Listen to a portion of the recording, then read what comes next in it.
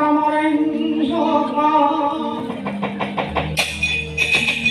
Sinok semaya winajaya Sopi sinimpan Tolong kalbu Pabukaning Marana Kareng saking playa pingaloyo Pinto pensating sumpana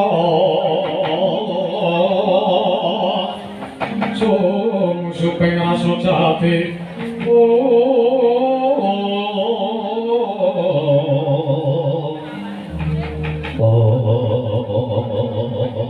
kan kau semanjing wonten duwe sanggan sangaru kena gandaka caping ing mapan wonten tak 100 negari ing Astina mulai dari Prabulan Jagat nangge Sang Prabu Sokra Sengkara ngawe sanjare kula diwedhi pati bleber pati kaya tirta agrabari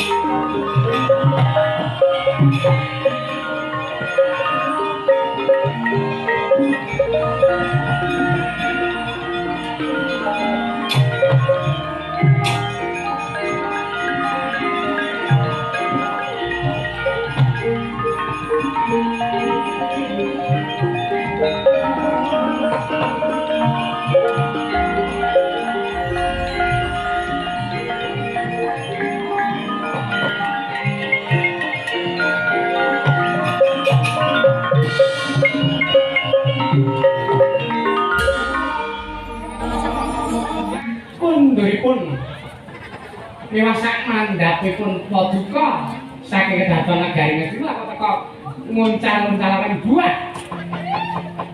Monggo kula kok menawa kacitan kedaton iki kurang-kurang kok ya. Kula nyadun kawuh, Ndara.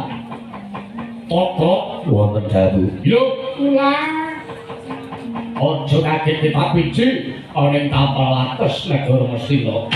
La taala. Kados pundi?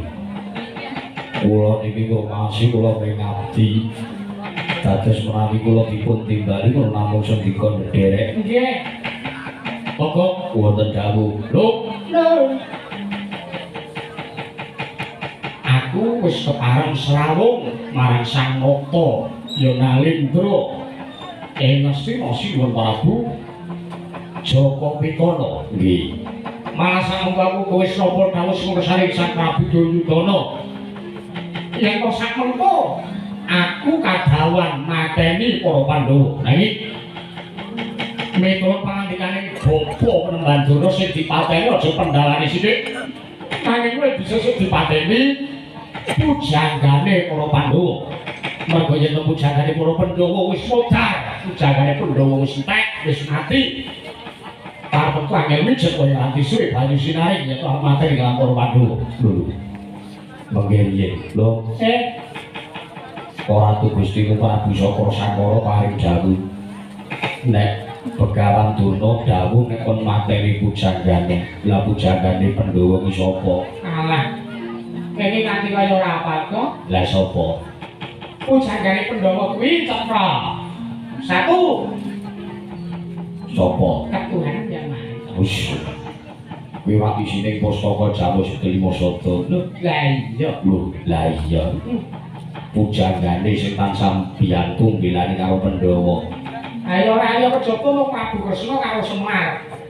Mangka nuwun sewu, Prabu Kresna kuwi wong limpat wasis waskita ing Esti. Kok boten dawuh.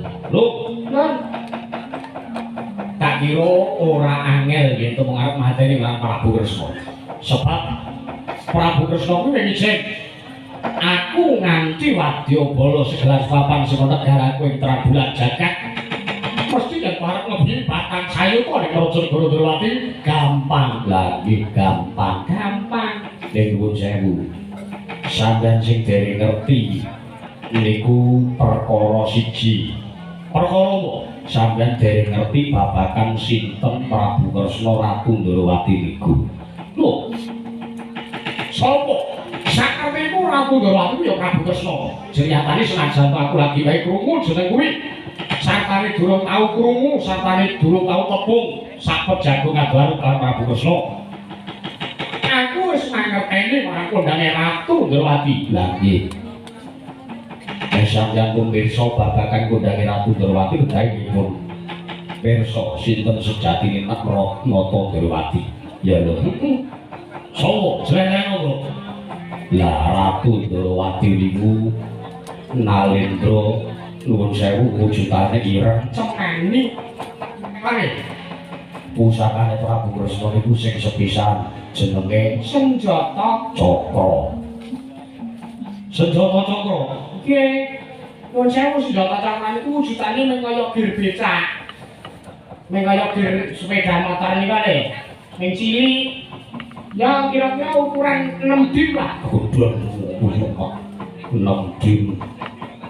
Senjata Cakra wujudane kaya gir. Nggih. Enten bedane. Yo, Niku dayane luar biasa ya, Bob. nggih. Senjata Cakra niku tamake Gunung Jugruk Segara Asat. Amwe ngono iki. Pusakaku kuwi uga yen tamake Gunung Jugruk Segara bakal asap. Kuwi mengeriye. Mengeriye. Lek nglepaske senjata Cakra lajeng diri perang niku mboten ngangge gandewa, mboten ngangge Crossbow niku mboten. Ning cukup dibaten mawi aji pameling. tuh. Senjata Cakra kuwi nggih. Nggih. Dadi ora sandadak nyekel gandewa ning cukup Dibaten, baten. Dadi kira-kira umpama sing mung dadi musuh Prabu Kresna niku sampeyan kare baten senjata Cakra ratu kae tugelen ndase. Mengke senjata Cakra medal saking kancing gelung muser-muser kalih muni sering terus nempuh sampeyan nek bejo mergo sampeyan kinayoan dening dewa nggih paling boten ning pecah sirahe ning sampeyan isih urip nek boten bejo nggih ilang sak ragane sampeyan. Boyo medeni aku. Lho, mboten kok medeni niku kasunyatan napa wontene, Jaga? Nggih. Niku pusakane sing sepisan. Sing angka kalih Prabu Kresna niku duwe pusaka arane Kembang Wijaya Kusuma utawa Sekar Cakok Wijaya Mulya. niku wujude ming kembang. Yo, Lah niku wujude ming kembang, ing kembang niku dayane ngungkuli marang kabisaning titah lan ngungkuli marang kabisaning dewa. sebab Kembang niku nek umpama nuwun sewu ndelalae adine sapa? Adine Kresna. Kresna ki pun diadi. Duwe Jenenge Roni Setyaki kok ya. Arep padha irenge kok ya, Kak. aja.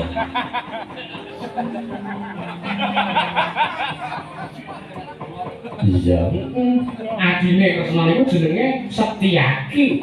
Umpama Setyaki mati, Setyaki diungkuli kembang niku iso urip meneh nganti mati ping 7 diungkuli kembang Wijayamaya iso urip meneh.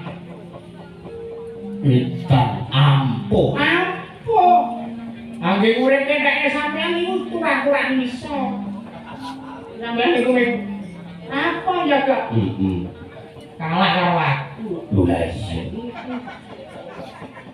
Kalah karo aku sampeyan niku Sembang Wijayamaya. Kembang Wijayamaya sing ketelu. Nah, sing ketelu niku ora iso dienggo mateni mungsuh, ning dienggo ngecek.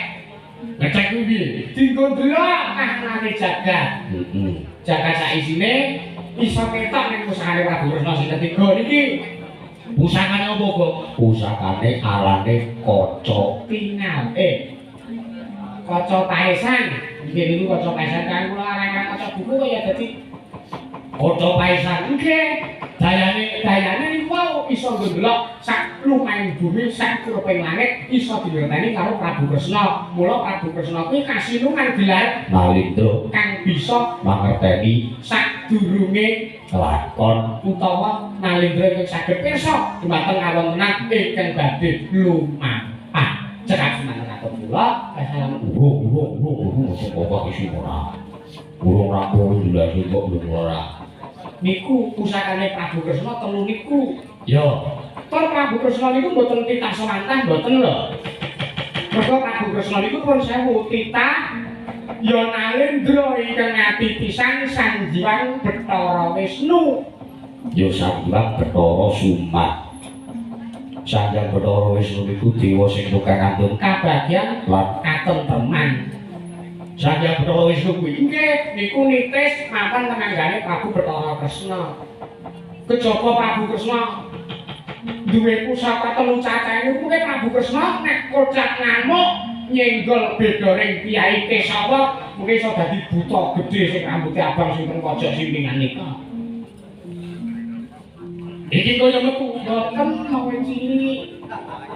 Sesuk ya sing gedhe ya, Gon. Edan nek ngono ampuh Prabu Kresna kuwi. Ampuh kagila-gila wong kulipil. Iya, Gon.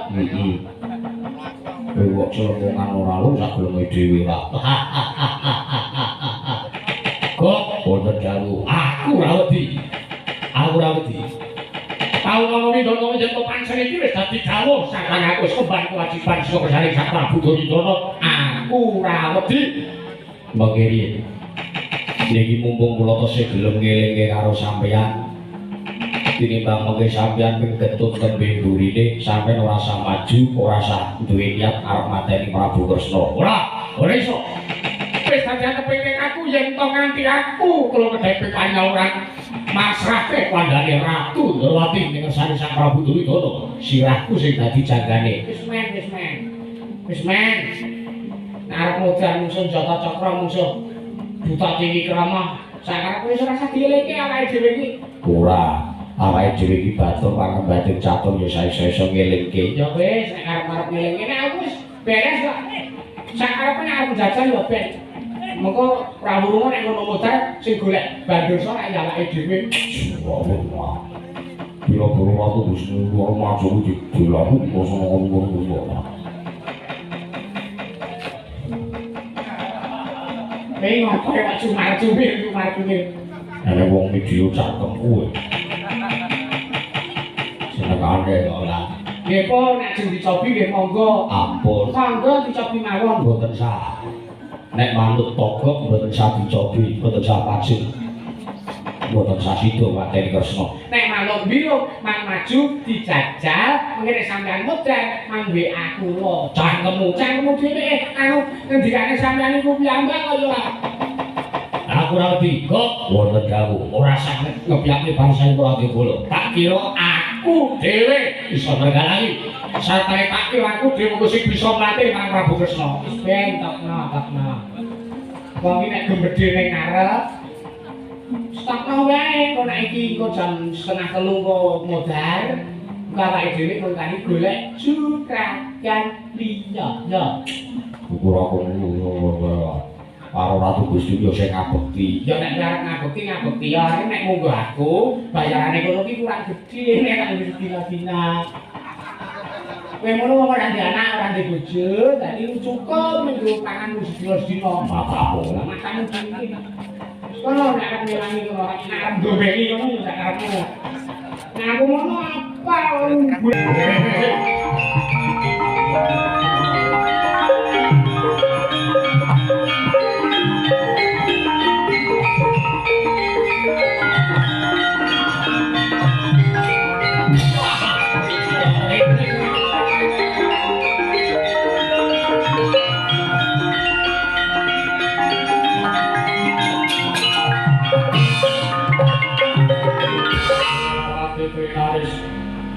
Winaris Swara Kresna kang langkung tresnanira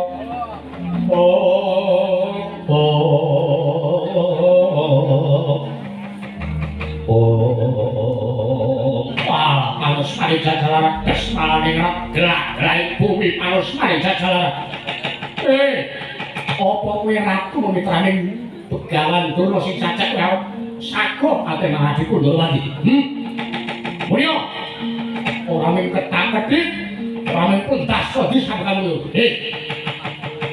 Ngaku. Kok Lur. Sopo? Durung tau tepung, durung tau wanuh. Lagi iki ketemu kok ning ngarepanku kok cangkeme kempar kok cangkemmu. Kok wonten jamu. Sopo iki? Mulane sesuk sampun kuwasa sabu madani Kresna to. Sebabe piye? Lan wong jawu sampeyan ora sida pinanggih Kresna, urung sida mati mungsa Kresna wis modar mungsa niki. Apa iya? Nggih. Iki sapa iki? Niku nek sampeyan arep ngerti niku kakane Kresna. Niku kakane Kresna. Kakane Kresna. Nggih. Adine Kresna Setyaki. Nek kakane Iwan sinten? Baladewa. Iki Baladewa kae. Lah nggih. Baladewa kok ndang panenge tanah Josi dari gayah kae. Nggih. Harus paling jajar. Prabu Baladewa matamu iki lho. So Baladewa, Prabu Baladewa. Kowe arep methuki karo aku mergo sajak kowe ora nrimake aku arep mateni karo adhimu sing jeneng Kresna. Yo, nek arep ngopo? Nek yo arep ngopo? Anus mari jajalan. Kowe durung ngerti iki sapa? Durung ngerti aku sapa? Wis, yo wis ngerti yo wis. Lah. Sapa? Sapa? Takon karo aku ya iki Nalendra Trang Blajagat. Nalendra memitrani Prabu Duryudana. Aku Prabu Sakrasangga. Oh alah, diapurmu to. Kowe sing jeneng Prabu Sakrasangga sing jare saklar mateni adhiku Ndorowati. Ya ngono piye? Yo, dasar Kayata.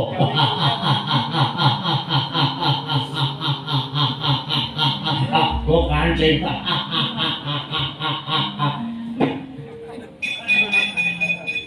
Keseron kowe iki ora. Nek iya apa kowe arep ora nrimake anane aku materi kata dimu. Mergo iki kewajibanku sartane aku memban tanggung jawab. Aku saguh mateni pujangane Pandhawa. Menungso ora tatanan. Iblis lanat yo. Ora sana tak ketemu karo adikku Ndorowati. Kowe mungsuh Prabu Baladewa kowe durung karuan iso urip. Durung karuan kowe iso menang. Piye? Kowe mungsuh Prabu Baladewa durung karuan iso menang karo musuh adikku Ndorowati. Apa kira-kira kowe saguh? Apa kira-kira kowe kuat nadahi pusakaku Kyai Nenggala? Ora kuat sebab apa sebab aku luwih ampuh tinimbang diapurmu. Oh!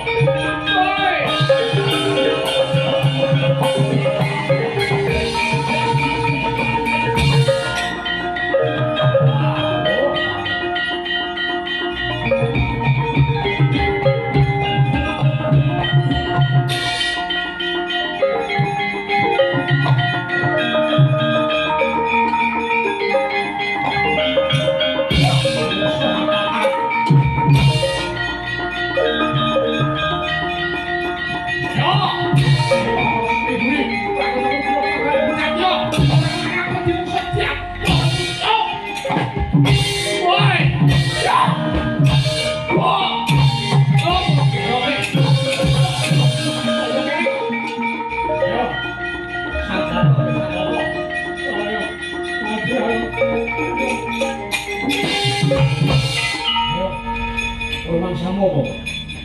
Mangsamu apa? Kene-kene iki mung ratu gayol kok nggih acakmu nggih lho si ratu. Ayo, wis ngerti iki apa? Ngerti iki apa? Aku ora ngerti iki apa. Iki ana wong sing bakal kaya roti jangan ngerat awakmu.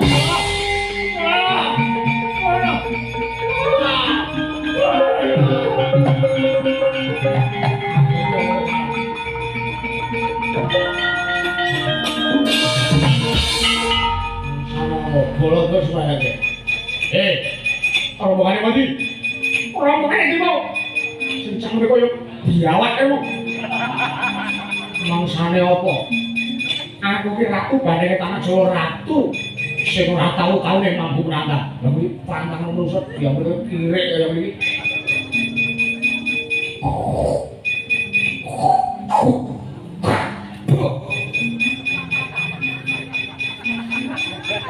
Pangan kuwi. Kurangnya.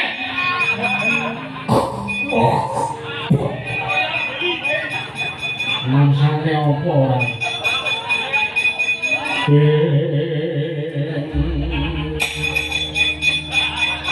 Anda kurdo suro mapangga.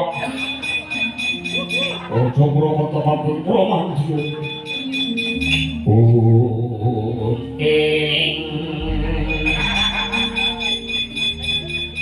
Rekat lambeng rata tanpa antara. Rateng rata suduning irang kang tumingal.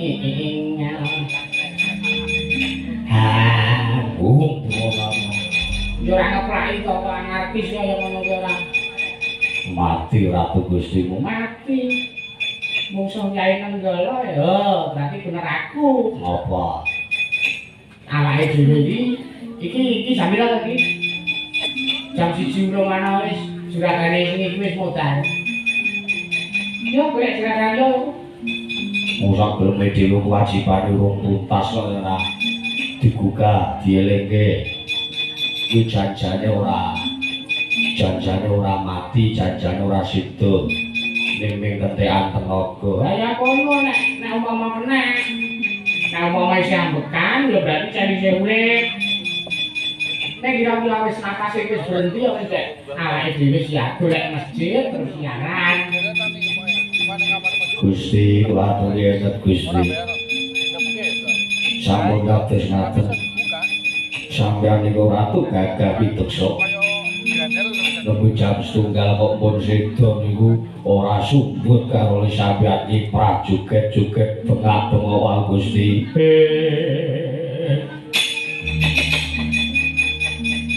Kepo kanggap sang Nalendra Tama. Nyai ngono risang Wirotama.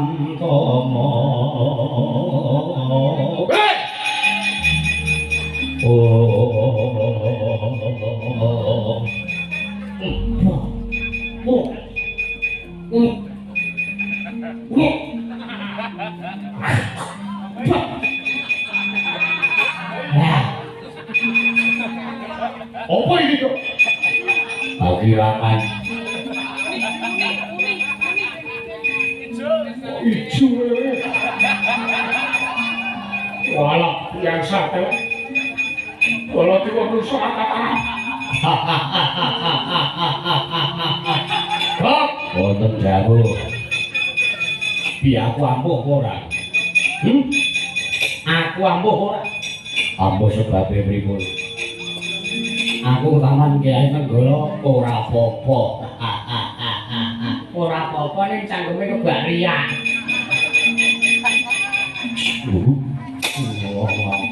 Ana wong madang lho Mas. Sing madang yo men madang ngene iki mayang dhewe Pak ya. Nek kira-kira ora trimo kuwi madang ning samas kono. Nek gelem dhewe ora. Kok wonten dawuh. Aku nek ora males karo kadidayane Baladewa tak kira aku ora bakal iso jaya. Ya men arep jaya dhewe ya men. Kersanipun salah. Aku arep nglepaske pusaka. Arep nglepaske pusaka. Pusakaku arane panah Kyai Kemandungan Seta. panah Yai kemandian seto. Panah tak kepasang kita tiap-tiap pelcu ramati aja tidak sebagai Prabu Sokro Sagara.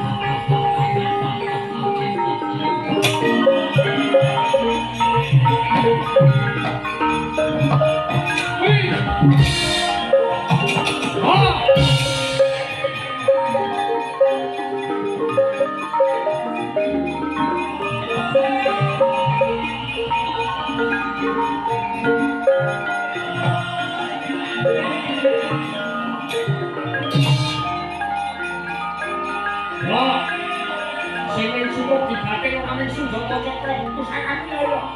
Delok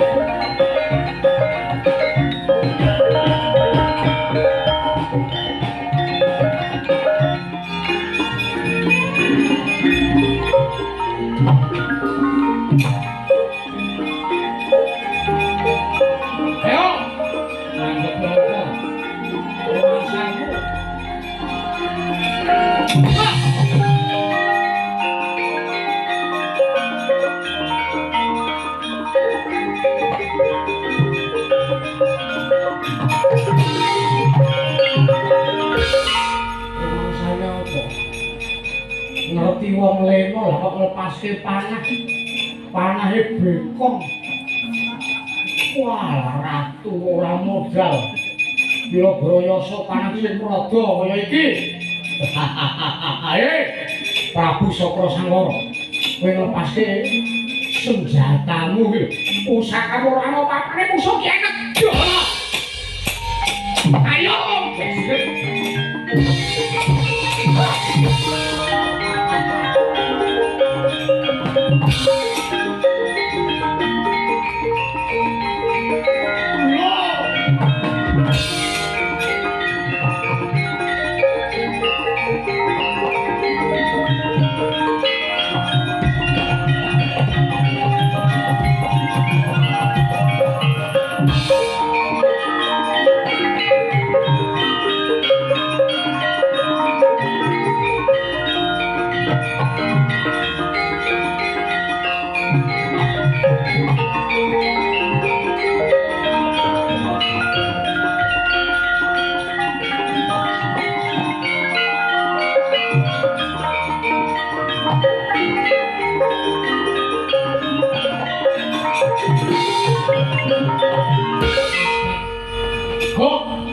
Jago.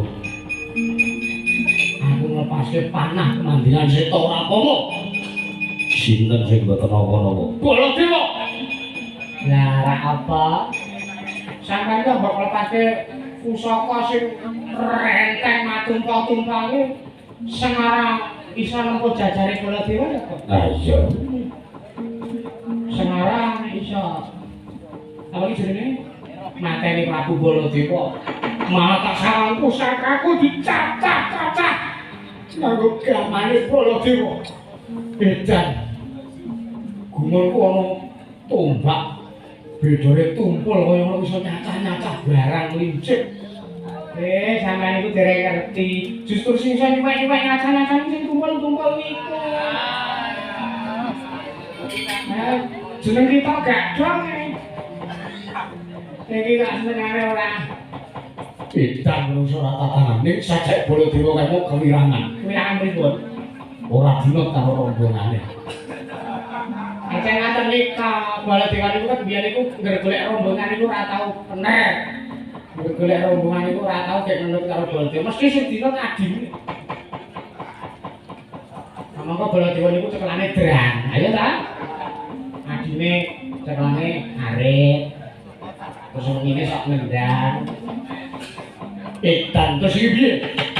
Nek ndaharatur kula mundur kemawon tinimbang mengke kewirangan. Yen mundur, pancen kudu piye? Oh, kula dhek kesuwane Rama Begawan Pusaka. Ayo!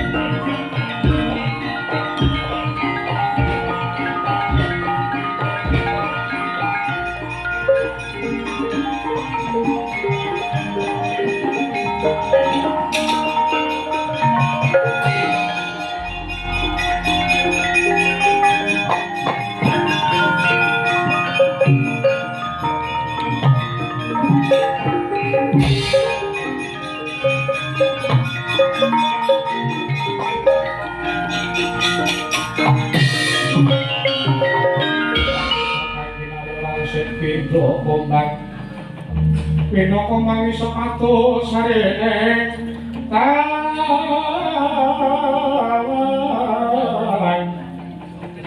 susane nanti kone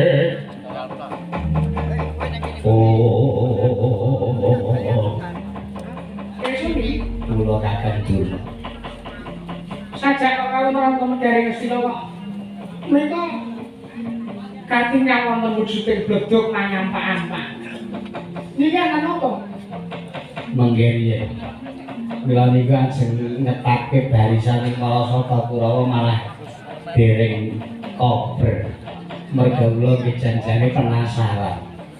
Janjane blodhog nang ampak-ampak niku dipun sababaken saking dayaning menapa.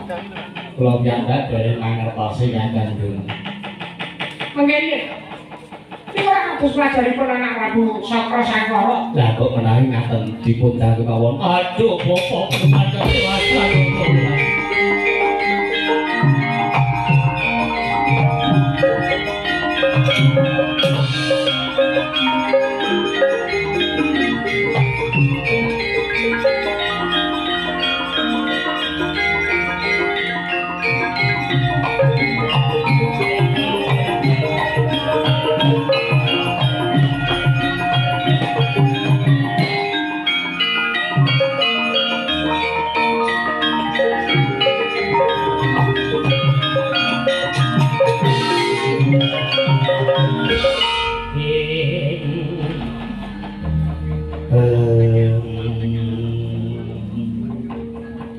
Kok ngawur ya.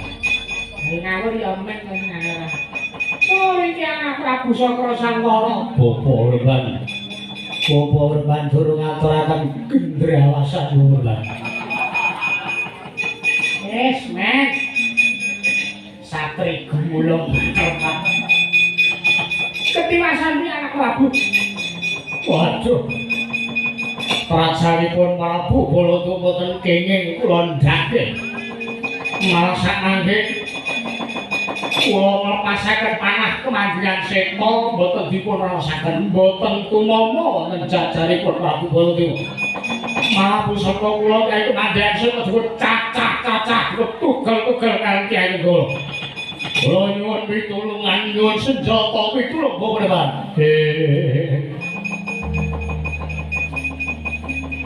Durmaya panalinganira lumacaring ratri.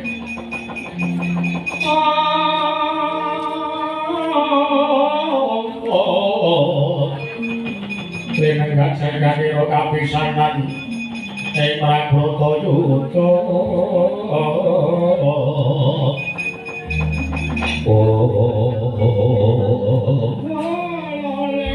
Lali kang blek-blek mangar-mangar. Somarante, Allah, Prabu. Wonten dawuh Bapak Urban Durna. Sinapa rasa dadak kuwatir ya, nggih, rasa dadak kuwatir. Bapak ora anak Prabu Baladewa ingkang sama parangi marang aku tindak munggon marep. Mateni marang anak Prabu Kresna kuwi wis suwijining perkara ingkang ora mokal, teges suwijining perkara ingkang lumrah. Lumrahipun kados ngantos kawontenan kula kados mekaten teka paduka nganggep perkawis menika perkawis lumrah. Lho, ora lumrah sebab apa merga Baladewa kuwi dadi kakangne pernah kadane Werda anak Prabu Ndorowati. Mula ya wajar wae lumrah wae nek Prabu Baladewa ora nrimake merga jeneng anak Prabu Sakra Sangkara. Arep mateni marang ya kuwi adine Prabu Baladewa. Lajeng sak mangke kersanipun kados pundi? Ngene ya, ngene. Iki mengko tinimbangane mung katriwandan. Sartane tinimbangane mengko wong ora kasil materi marang Prabu Kresna. Bakune ora sanggagas karo Prabu Baladewa. Perkara iki ora sambok pikir sartane ora sambok penggalih banget-banget. Cukup neko penjaya sakali nyimpang marga. Lajeng Kresna Paduka kula matur sak mangke kados pundi kula kantun derek. Kowe tak jawuhi kowe kautus supaya niswarane praja negara ing Darawati. Kersanipun kula sowan wonten ing mriku. Satemah sowan kersane Sang Prabu Sri Bathara Kresna. Golek ana kalingkiane, mbah kepiye caramu sing bagus aku bakal bisa gawe srana lengane anak Prabu Darawati. Yang siswa matur marang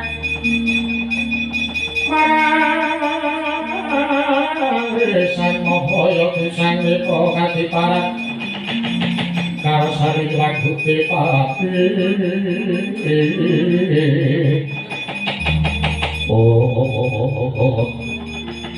Menawi ngaten kula kantun derek. Nanging aja nganti wujud ratu Trangbulan jagat, aja nganti wujud Prabu Sakra Sangkara. Ora tak diake dikemane kamu kira dandani dadi wujud Sang Hyang Bathara karo Sang Hyangane kok putra nggih.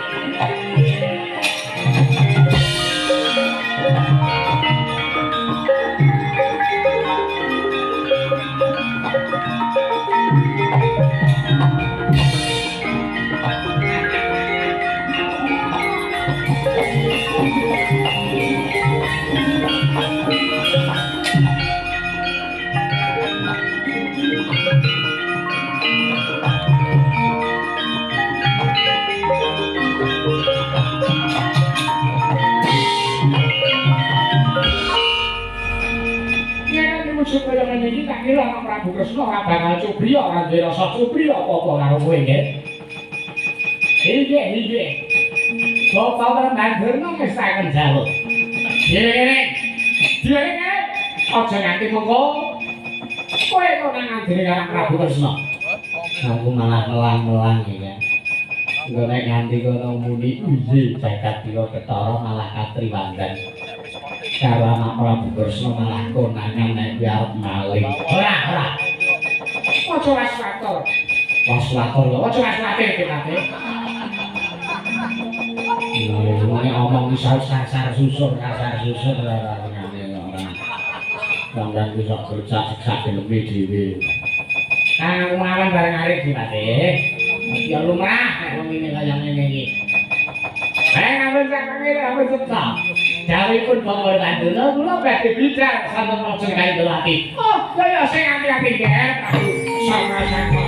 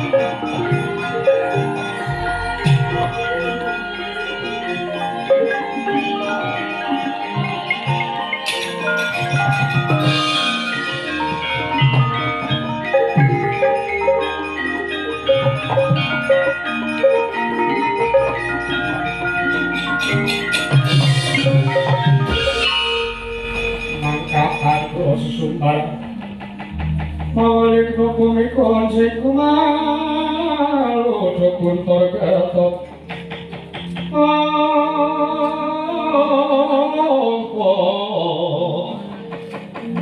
kula mekak penyune kumambalan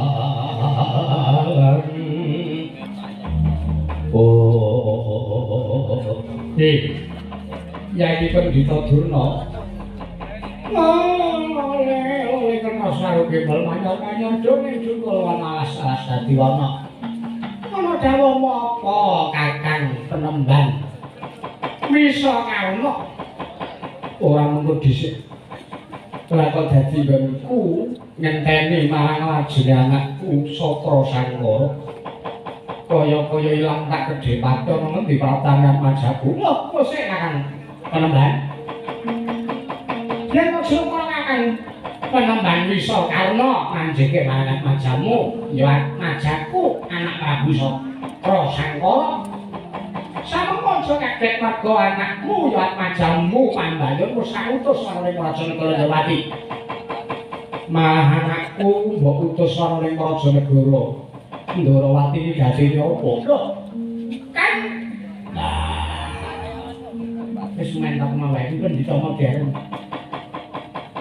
ora wis ana dawuh anak Prabu Duryudana iya babakan gone anak Prabu Satra Sangkara iku didhawuhi dinawan supaya mateni marang Prabu Kresna sampun kok saking Raja Negara Ndrawati uga arep mateni marang Prabu Ndrawati ngono ya iya banjur saiki sapa ingkang ngeduga sagu gawe ringking Pandhawa lho lha aku manut wae Kakang Penemban yen to kira-kira para Pandhawa kuwi wedine utawa karyane Pandhawa para Pandhawa gampang diblithuk dening sapa monggo dhisik yen aku ingkang sakjane Raja Negara Ngamarta samengko gawe srana ringking para Pandhawa monggo aku mesti rak mung kadenangan karo anak Prabu Kuntadewa apa diri Pandhawa 5 cacahe iya nanging yen to sakupama Begawan Durna sowan ana ing Raja Negara Ngamarta golek srana karyane Pandhawa kira-kira apa ingkang keduka bakal gawe srana ringking Pandhawa mergo mangkin Begawan Durna kuwi dadi gurune para Pandhawa uga dadi mata pitayane wong negara Ngamarta. Sithik akeh nang yo mesti wae ngerti marang apa kang dadi karyane Pandhawa. Oleh kena saruke bal manyar-manyar. Kakang Penemban, ana dawuhmu apa Yai Penemban Durna. Pandhawa kuwi bakal iso ringkih, satare Pandhawa bakal apes jurite. Kamu tau rati nunggon dening wujuding pustaka Jamusnyang Sinagari Masada. Apa Pandhawa kuwi duwe rasa wedi sadar Pandhawa kuwi bakal manut mbangun miturut lan Sri Jering Nalendra ya kang dadi pujagane para Pandhawa ingkang marana Wijata kok anak Prabu Ndrawati. Mangkono Begawan Durna ya. Yen mangkono yen to kira-kira sakmengko Yai Penemban Durna tak dandani cara Ratu Ndrawati. Apa kira-kira saguh nyidra utawa nyuwun ngambil wujuding pustaka Jamusnyang Sinagari Masada. Tak kira ora bakal kangelan nggonku bakal nyidra wujuding pustaka Jamusnyang Sinagari Masada Kakang Penemban.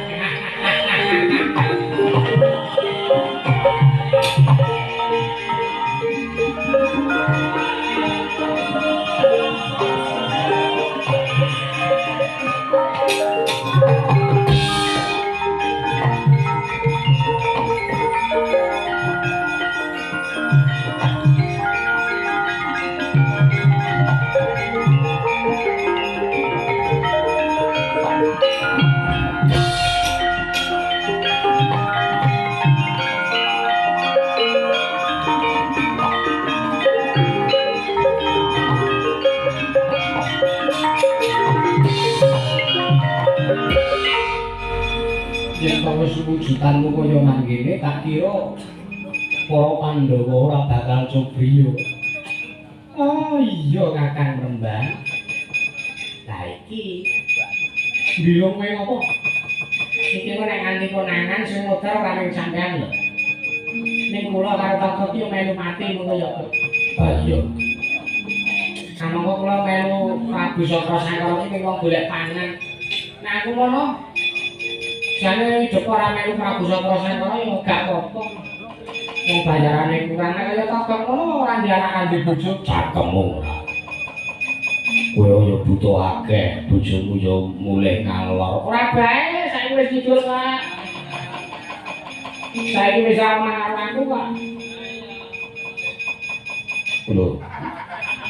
Nek nak maune kowe ngarah sinden. Ora bae sinden sapa sing kanggo. Kowe kok gawe keputusan dhewe.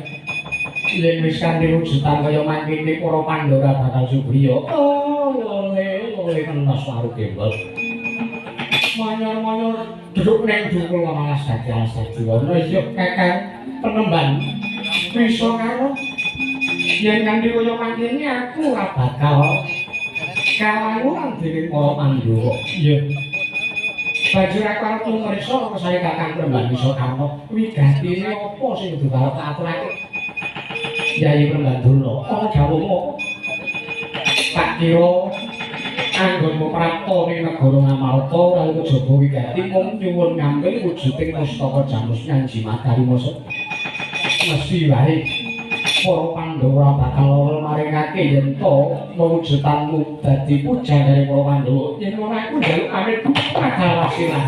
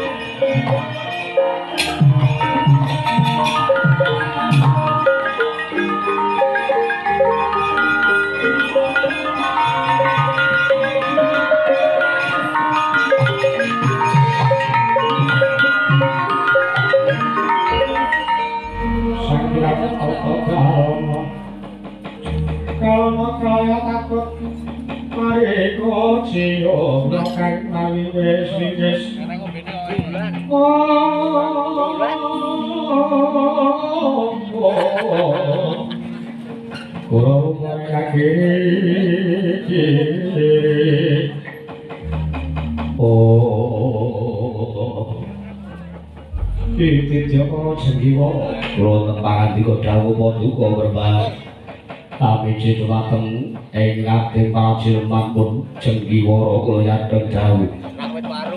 Aja kaget tapi wonten ing kados menapa. Nuwun tak miji iki ora mulu kejaba jeneng para mung bakal ingsun maringi gaweyan sarta jeneng para bakal ndak putus. Supaya sak mengko ngayomi laku ning Prabu Kresna Pindawarna. Anggone tumuju ning Raja Negara Ngamarta. Nyuwun ngambil wujuding Simarkalimasada. Sartane jeneng para mengko ing duka bakal dadi pengayoming Prabu Sri Bathara Kresna yen to nganti katriwan dan kahanane. Lajeng pangkating ingkangipun Jenggiwara benjang menapa reban. Ora kang sambung baca lintang tumuli budal dina iki.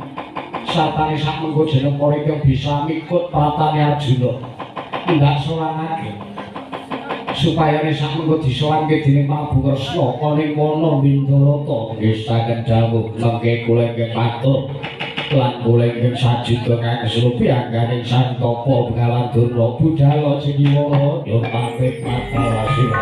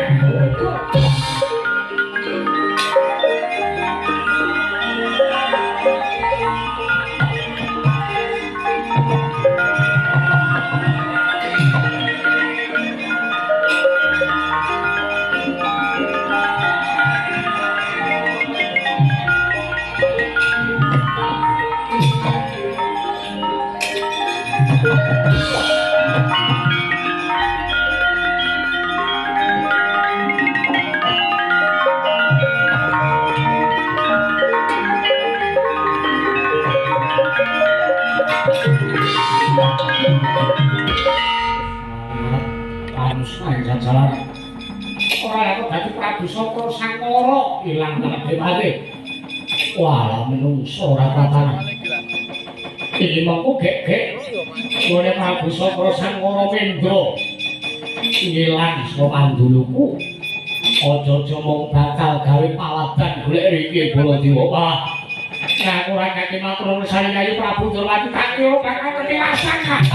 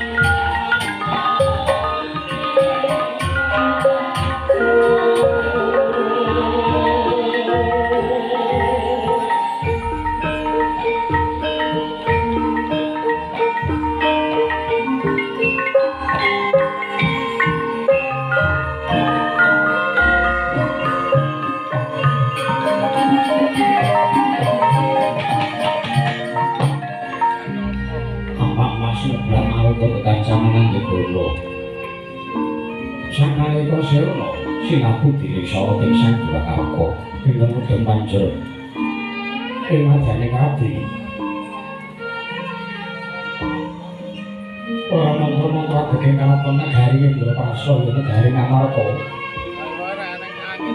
Tuhu negari ingkang Kunsara Anjayeng Bawana. Dasarnya negari kang ageng jajani wae. Tuwin lenggah ing Jampar Sora Dapamon kala disandika Bathara Darma kaya Sewanta ingkang manungsa tenaga Sang Prabu Puntadewa. Nalika semanten dipinawontenaken masyarakat Juni Sadari para Kadang Pambono. Bapak kantor iki ngarapaken misuwune Sang Dipur Lancur Pandhawa Putra Jodipati. Ingkang wis katon lenggah wonten ing Datulaya Tatan sanes kejawi namung Alindra Lati yen Alindra Dwara Windawarni. Nalika semanten eling-eling Prabu Pandhawa senajan Tira Taruna ananging gadhahi pamikan dados ing tugu lantik panggraitane. Prabu sangat ing Sadewa yen nyukulak marang Raka Indraraka sasamuna rawuh lenggah Datulaya Praja kaya-kaya duweni rasa cubriya. Ananging sakmangke ajrih yen badhe sumur amatra wonten sawetara Raka Sang Prabu Puntadewa. Pramila Tatan bisa kawet daring lisan ingkang dados pamunak ing Sang Raden Sadewa. Dewi Sang Prabu Puntadewa arsa miwiti lawan sabda ing daring kawet daring lisan.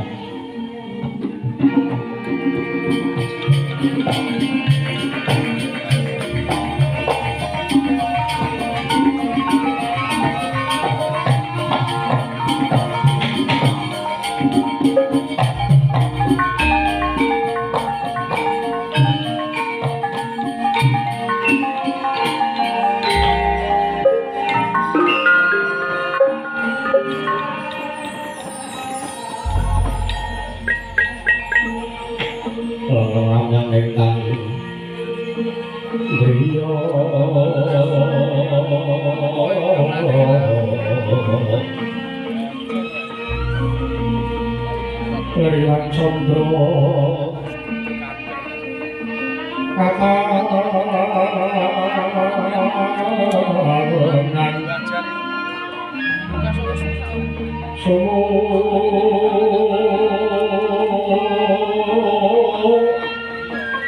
endas satu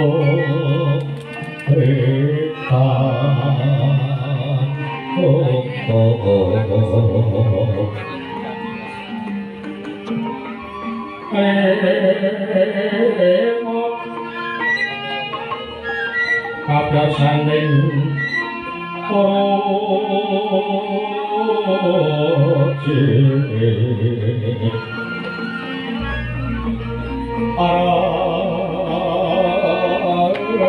meremeng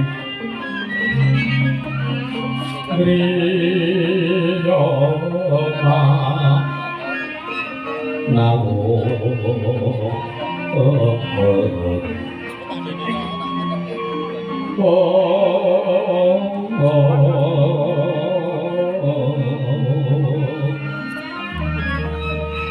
ketemu menyulat wisesa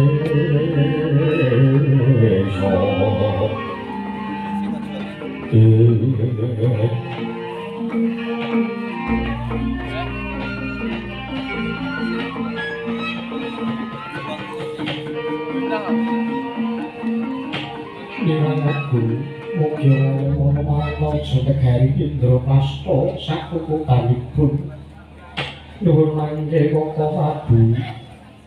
Koko Prabu Sri Bathara Kresna Koko Prabu pengayoman kowe Madyapada Pratenggelan Koko Prabu Sri Bathara Kresna salahipun Koko Prabu Indrawati ingkang lainipun Darma Kusuma ngaturaken asupa segan mono kali mugi kunjuk wonten karsa paduka Kanjeng Koko Prabu Koko Prabu Ndorowati.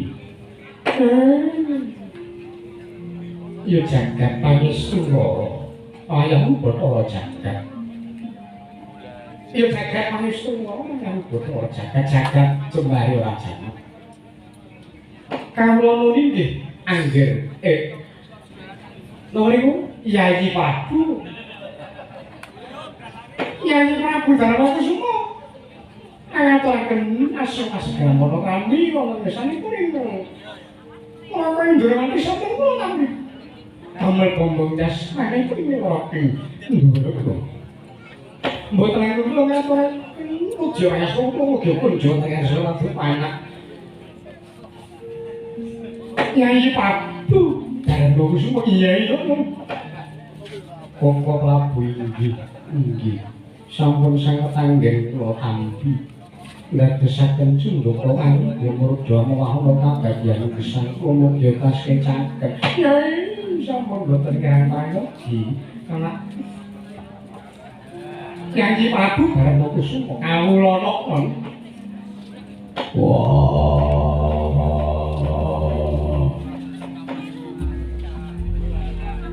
Cerita kakakku Rahaja Rawuh Muripuraja Negara Ngaparta. Oh anak adikku Werkudara ya. Rahaja rawuhipun Kakang gedhe. Lan kusuwan rawuh ana ngersane kadangmu Ngamarta. Anak Yayi Prabu Darmakusuma. Yo aku ngaturke basaku katuru. Ya Pak Koko Werkudara. Ana pangesune Pak Kakangmu Ndorowati wae amal ana Werkudara. Tak gegep dadi ati jipat. Ora liwat prayogan lho. Iya. Iki gak kok dadi embannya amal padha tuku sendal iki. Dumeh ana dhisik ing samudra. Banjur tuku sandal kanggo lewat. Wece. Koko Prabu kula ngaturaken bekti kula kunjuk. Nggih. Kadangipun Kakang Yayi Madukara Yayi Jelampor. Yayi Arjuna. Narkampa kaliyan pangestunipun pun Kakang Yayi aman Arjuna Yayi ngono. Nggih Koko Prabu kenging punapa teka slaganipun benten kelawan padatan. Maju Arjuna pun Kakang iki ben nganti saiki ora bedane. Kaprayogaken. Kowe wis ora pangrena. Nuwun sewu Koko Prabu. Ini kados pundi? Sinasa randhat yen kula ngaturaken sadèrèngipun kula ngaturaken pangurip pangdalu bindhan. Jenyatanipun Paduka Kanjeng Koko Prabu sampun kesturawuh nalika kula boyongi kanthi kula ngaturaken gandhesa kembaran atur nawala tempur Segari Ndorowati. Adalah. Yayi Prabu kasih ngaten Yayi. Bejo mayangan. Anggen kula swanti kampi kanthi prayoga dening Paduka Yayi Prabu Darmakusuma. Kepangosak mangke loyo kula nata babagan menapa ingkang dados gegondhelaning manah Paduka Yayi Prabu Darmakusuma saking kula sampun mangertosi Yayi inggih. Monggo kula namung badhe nyuwun pitedah menawi samangke anggen kula badhe bangun Candhi Saparengga badhe kalampahan menawi dipun tenggani dening Kakang Semar Badranaya Koko Prabu. Prabu nanging ananging kula dipun paringaken matur kula badhe matur kersanipun Paduka anak utawi Yayi Prabu Darmakusuma badhe paring dawuh Koko Prabu. Persawu ingkang dadosaken srana arancaking damel gangsare lampah. Anggipun kadang-kadang kula pramandhun ngawakan jero nggadahi kastigaya wingi bangun Candhi Saparengga niku sewu. Sanes kok Kakang Semar ingkang damel srana dados sarana kelampaing Paduka Yayi Waduda Moksa dulu badhe bangun Candhi Saptaringgo. Menika sanes Kakang Semar. Menika sanes Kakang Semar Badranaya nanging nuwun sewu. Nuwun sewu. Paring kula dipun paringaken kula badhe matur, badhe nyariosaken inggih. Kawontenanipun Kang Raka Ndrawati sabidalipun saking negari Ndrawati. Sabidalipun kula saking negari Ndwaraka, nalika kula tumuju wonten dhateng negari Nyamarta, kula nyumurupi wonten ujuripun Cahya Sumolot wonten madyaning wana. Naya kena mapaki kawontenan wana jebul timbul mriku wana ing Bendarata. Wonten wana Bendarata mriku kula mapaki wujuding Cahya Kang Sumolot lenggah sawijining pandhita. Kamudara apa? Awak dhewe kula Nyamarta padha pating cengenges iki ana perkara apa? Wah. Padha ngrebut sandal. Sandal sajen disaut. Monggo diduleke. Wis ben. Tekno niku. Iya. Kula lajengaken. Inggih Bapak Abu sampun ngantos njatosaken dhumateng para wadyabala. Ini sanjare para wadyabala negari Nyamarta niku mboten kula katosaken. Kados pundi? Pandhita iki panuside Brahmana arepipun sang pinandhita inggih sang Begawan Wisakarna. Wisakarna wis. Inggih sang Begawan Wisakarna menika wonten ing wana Bendarata. Dupi kula nyuwun kawontenan wonten Praja Negari Nyamarta wonten saking sang pinandhita sang Begawan Wisakarna sang penemban Wisakarna paring dawuh wonten sanipun ingkang negari ingkang raka ing negari Ndrawati bilih ndadosaken kagebluk Nyamarta menika sanes kok Kakang Semar Badranaya menika sanes kok Kakang Semar Badranaya ingkang ngadendel menika babar pisan dedek nanging boten sajawi namung para kadang-kadang Pandhawa Nyamarta piyambak ingkang ndadosaken sarana pagebluk menika dipunrasaken dening para kawula negari Nyamarta. Lajeng sakmangke sang pinandhita sang Begawan Wisakarna paring dawuh wonten sanipun ing Ndrawati. Abile malih Praja Negari Nyamarta menika saged kelampah menawi lantaranipun menawa Ndoraka. Lan kula sowan wonten negari Nyamarta dados kula namung badhe nyuwun ngambil wujuding pustaka Jamus Nyang Jimateng Seda. Lah iya Muli sakmangke badhe kula sowanaken wonten ngersanipun sang Begawan Wisakarna. Mekaten Yayi. Menawi mekaten awupa duka Kanjeng Kaka Prabu saderengipun para Pandhawa miwiti anggenipun mbangun Candhi Saptaringga keduga badhe nyuwun ngambil wujuding pustaka Jamus Nyang Jimateng Sada. Lajeng dasaripun menapa Kaka Prabu? Inggih ngendikane sang Begawan Wisakarna menika kula wau ingkang dadosaken retu wonten Praja Negari Nyamarta menika namung wujudipun pustaka Jamus Nyang Jimateng Sada. Kenging menapa pustaka Jamus Nyang Jimateng Sada dadosaken sarana pagebluk Amarta menika dumadi. Prasane menapa? Menika menawi sakmangke sang Begawan Wisakarna sampun saged njlentrehaken penamet daraken werdining pustaka Jamus Nyang Jimateng Sada. Mila Yayi, Yayi. Anggenipun sakmangke kula badhe nyuwunaken wujuding pustaka Jamus Nyang Jimateng Sada menika kedah nganti kadang kula Yayi Arjuna, Yayi Prabu. Samangke hanging. Kaya daging gundang. Nalin rombeng mawa sing sang Katri Gumulung manunggak ing wadya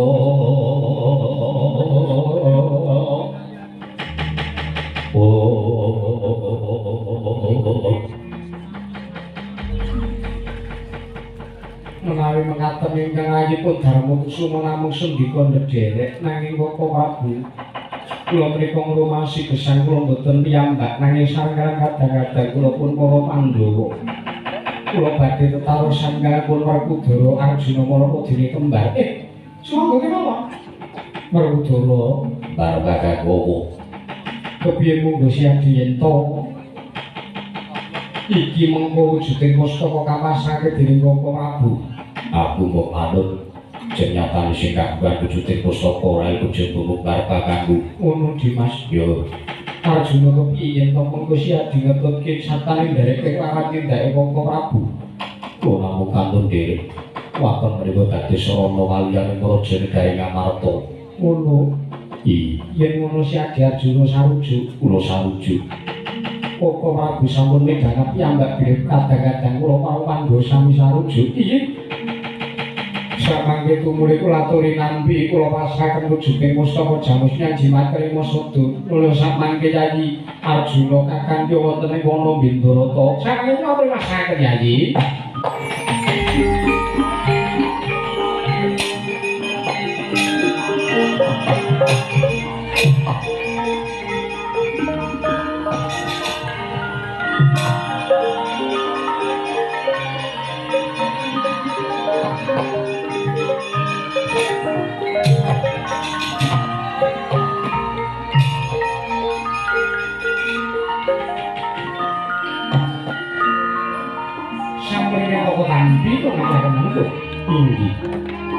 Yen ngono Arjuna wonten maring dalu para dadi-dadi pun kakang-kakang tumujune para Bindarata monggo Koko Prabu kula dhewe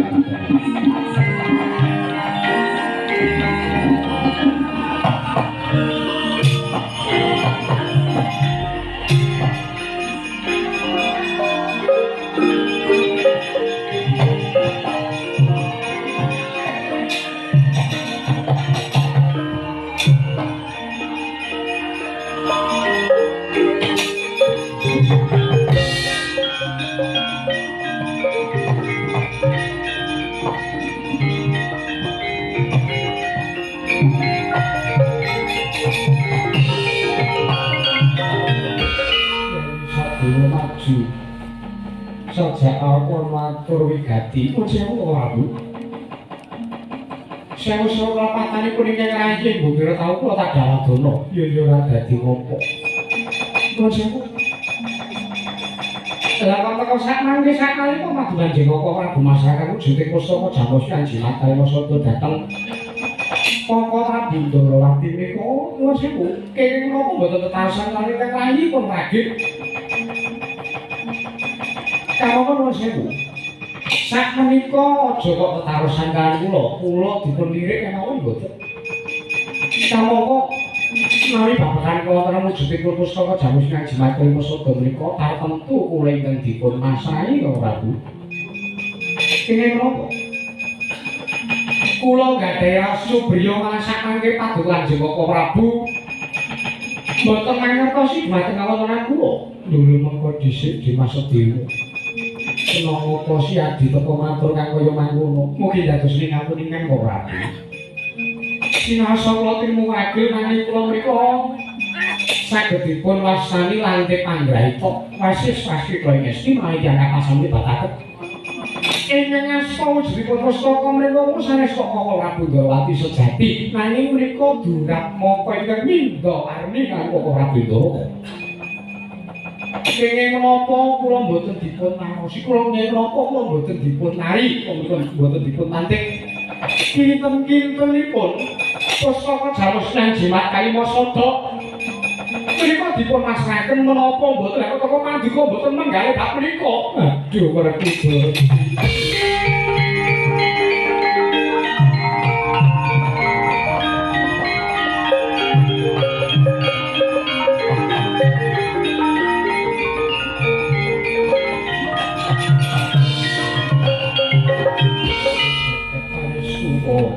Sedewa wonten dalu.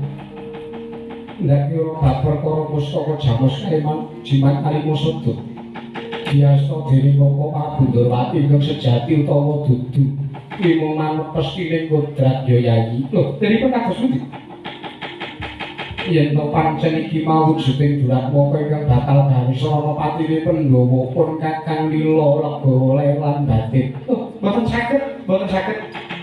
Yen to siap Sadewa rasa rujuk banjur arep kepiye?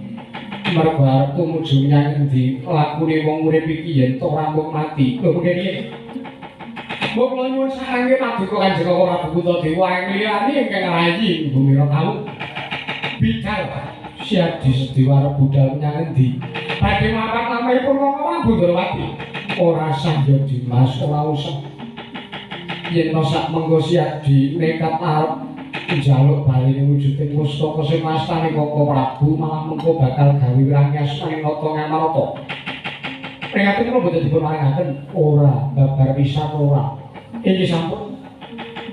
Nanging menawi kula boten dipun maringaken mlapake dhae Koko Prabu Ndrawati, main katon kula dipun maringaken jejagi kawon Praja Negari Ngamarta. Yen to mung ngrondani kanan Praja Negara Ngamarta kang sumanggake. Ngaten kula nyuwun.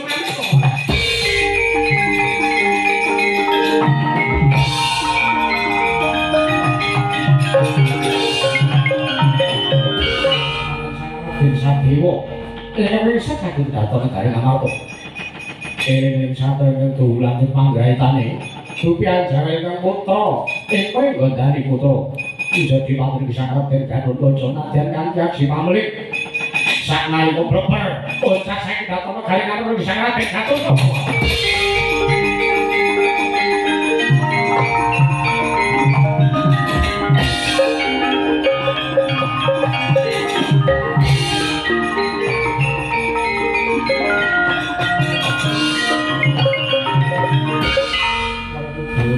Apa?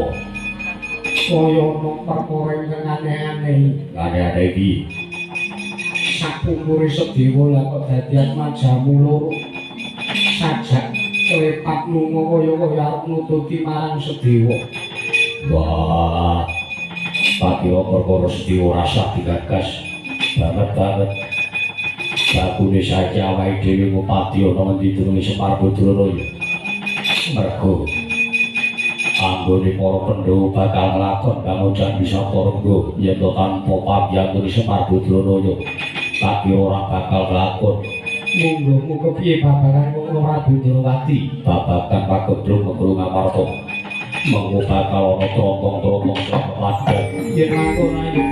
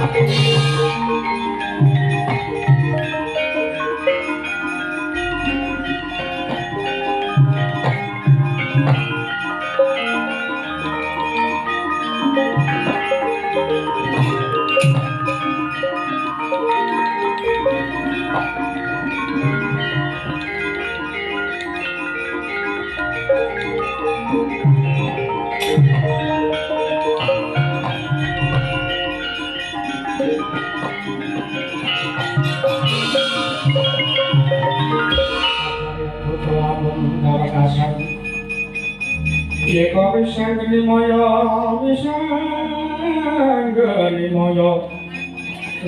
Pratenta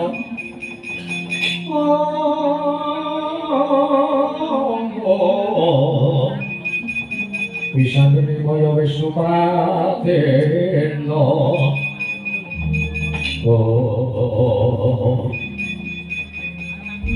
pancen nanti panggaitamu bayi tak jaril nang gaji pameling mung cukup tak batik lah kok kowe klepat mapak karo amanmu ing Bumira taun.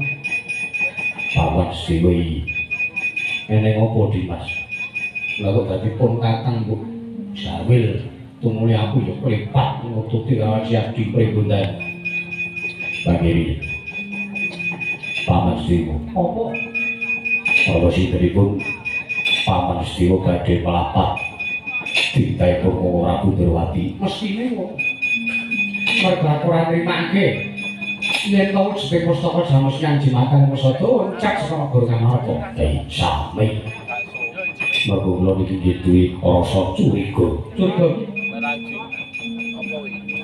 Curiga yo Cubriya kok curiga. lah Curiga iki kepes kok ngono. kalian wong Prabu Durwati wong kaya-kaya wong mebo-mebo. Pancen bener Gatotkaca. Lah iki. Lah bersariku jabane kados pundi kula namung kanthi dherek. Ngenteni wektu ingkang prayoga supayane Koko Prabu Puntadewa ninggal santane budal. Ngupadi ana didurunke Kakang Sumarbadrana lho. Ngaten. Ya, Nek kados kula namung kanthi dherek salajengipun kula namung maksudi dawuhipun Paman Setiwa Ibu Wiratawu. iya Gatotkaca. Sayuran kota kawana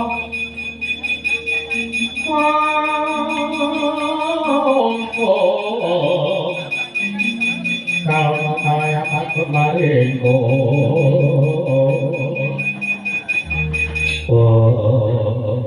mimpin-mimpin saking dari kantor Negesan Ditya Kala Jenggiwara naik semanten dumpi mulat 3 sampai 5 kapal atus negari ngamarta dumpi mulat jagating sangatinantara jeneng Katon Suwung mergo bingung kemawung manahira sapre Jakabumi naik semanten dumpi anak semua dari sangalat Bharataraja Negesan Ditya Kala Jenggiwara sanalika datane Pratasena Gerung Gurang balik kaya yaksa ngamuk marang mangsane.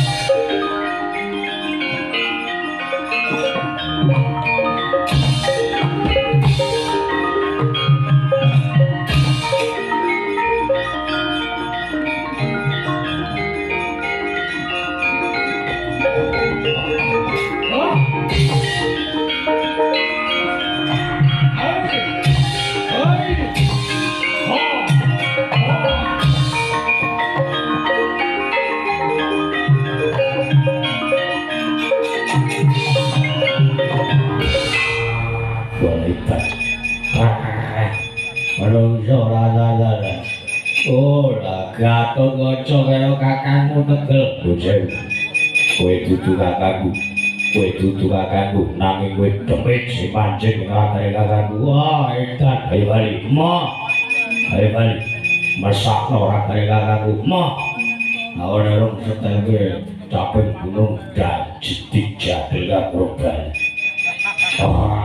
Jolo, ora siti ajurke, jolo. Jolo ora tau jolke, gigik mati dening aku. Ketaman dayaning sumping suket kala jero mati dening. Panas! Mati ya!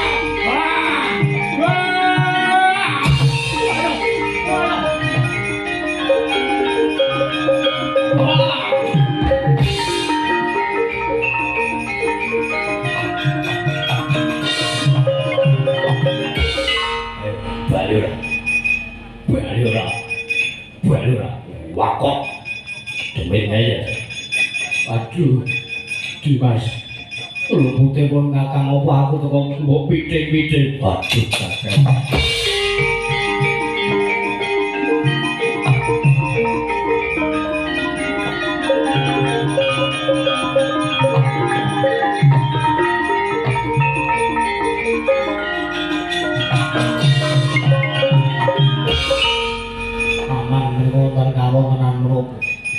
Teko kula dipun piting-piting ngrasa kaya Gatotkaca.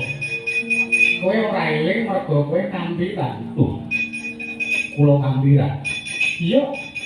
nek aton wonten demit ingkang ngangslupi kula. Mesthi ngono. Lha kok teko mboten yayi Gatotkaca mawon ingkang kampiran. Nek Gatotkaca ku ora kampiran ning sok ngampiri kok. Ora kang slupane malah kang slupi nek ngono. Nakal bareng kok jadi omong-omong. Sing dadi nyantane bae. Ana wujuding Duratmaka. Ingkang nganti wujuding buta utawa demit ingkang sakmengko ngangslupi ragamu kersanipun. Ayo dimanuri aku nek iso lah.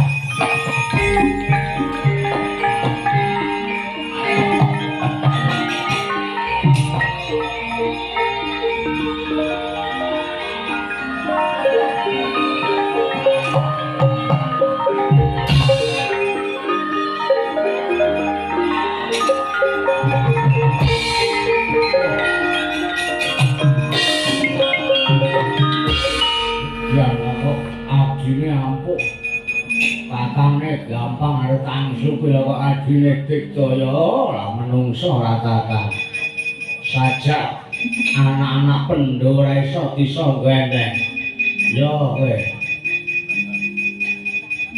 Kowe demite, Ayo sing angsupi kakangku, ayo bener. guyu. Lho lah iya. Bali, ora sudi, Bali, ora sudi, ora bayar utuh parepeksa. Ora kena.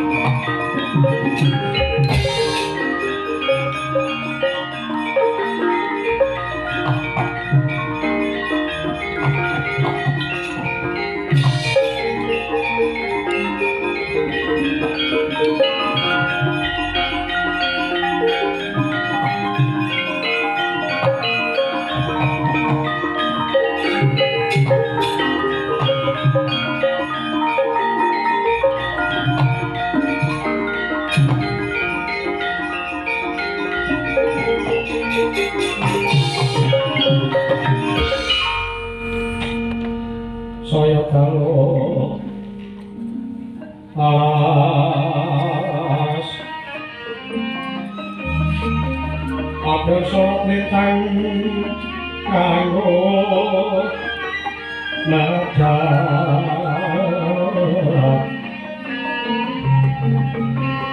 iki sonyo patron Patri Omakan talentos Kita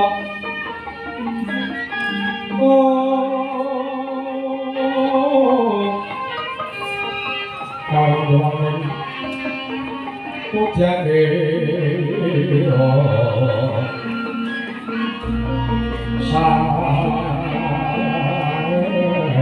so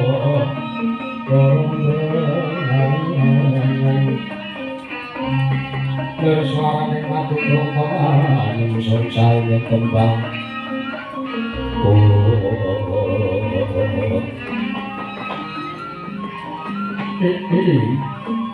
Asura sidang syari bawang langgeng kaki Prabu Ndarawati kula kembang teka jeneng para Wisnasta wujuding pustaka Jamus Nyang Jimat Kalimasada.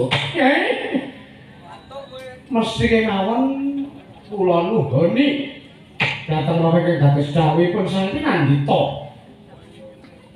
Inggih sanget Begawan Wisakarna, ya ngeten. Iya, kaki Prabu Kresna. Kamangka uga pangling Raden Janaka. Kula ngaturaken bukti kula kunjuk santen padha Sang Pinandhita sang penemban Wisakarna. Ya Raden tak tampa. Permen. Opo lagi Prabu? Perkara kapan utawi wana Bimbara kok mambumi. Damel ngintir-ngintir kula. Ana ratu kok ngintir-ngintir wetenge kudu betah poso, betah prihatin. Iya kan? Sakmene kan kula sampun nyuwanaken sedherek pustaka jaman Bangkang Sodo. Kalangan rayi kula pun Yaya Arjuna. Babar pisan nyanyi kula Arjuna nyuwun supados sakmene paduka mejang. Isine wujude pustaka jamus Bangkang Sodo menika. Iya Kakek Prabu. Nanging mengko dhisik Raden Arjuna wonten dherek. Anggen salah sawijining titah duka bakal nampa wejangan ya surasaning pustaka jamus Jimat Kalima Sabda kudu suci luwih dhisik lair batine. Kamangka anggen jeneng para Arjuna sowan ana ngersaning Sang Begawan Wisakarna ndak sawang. Jagatmu lan lair batinmu durung katon resik, durung katon suci. Mula kang saka kuwi apa kira-kira mengko Raden Arjuna kabutan yen to tak gawe supaya unjuk sawijining tirta kang aran tirta Panjuta ingkang duka bakal gawe sarana suci lair lan batine Raden Arjuna arep soroting pantang sula amarjane sune pasarean menane watur marang-marangmu kalingan ngalangan sang jamahan kong sumungkang guling sang kakurang po alamu siro papo yani eman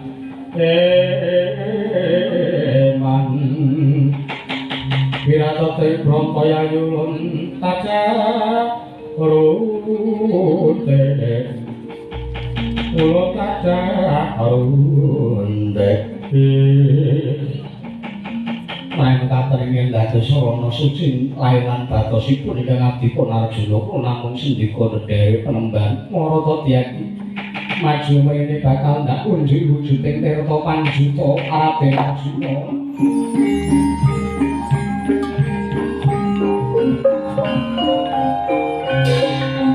Malah diubah.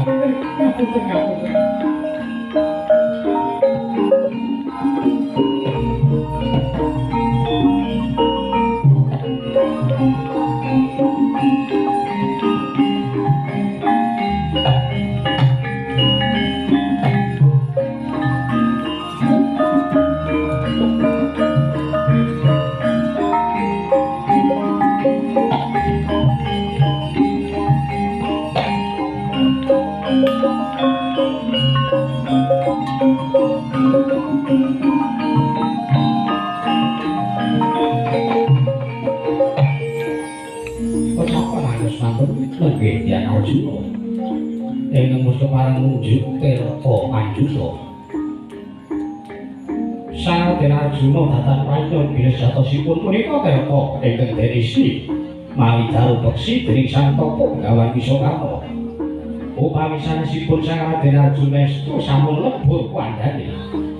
Eling-eling Raden Arjuna satur kasih dewa saka Digayeng Arjuna saka ambuh tirta ingkang kaparingaken rodok anggane Raden Arjuna jleng dadi wujuding yaksa gedene Sang Prabata.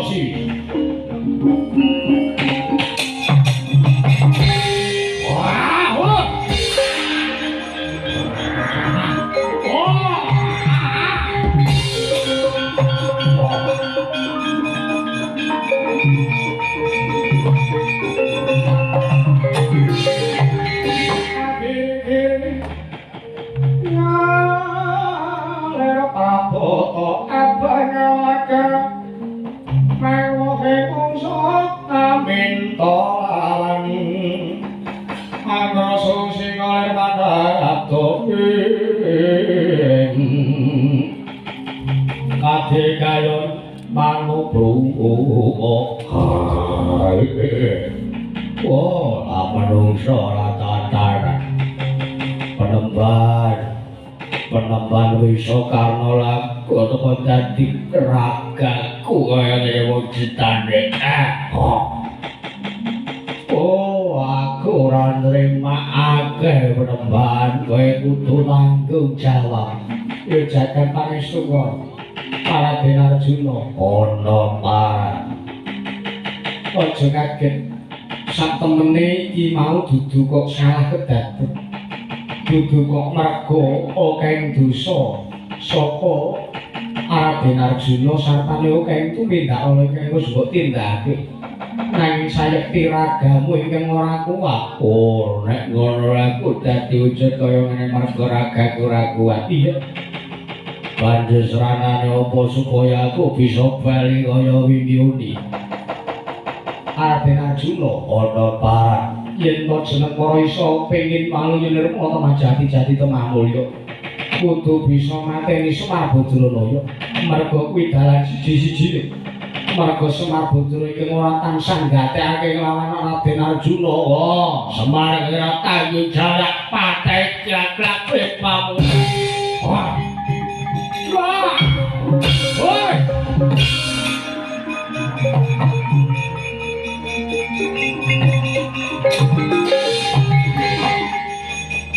Durna, kula ngejaku.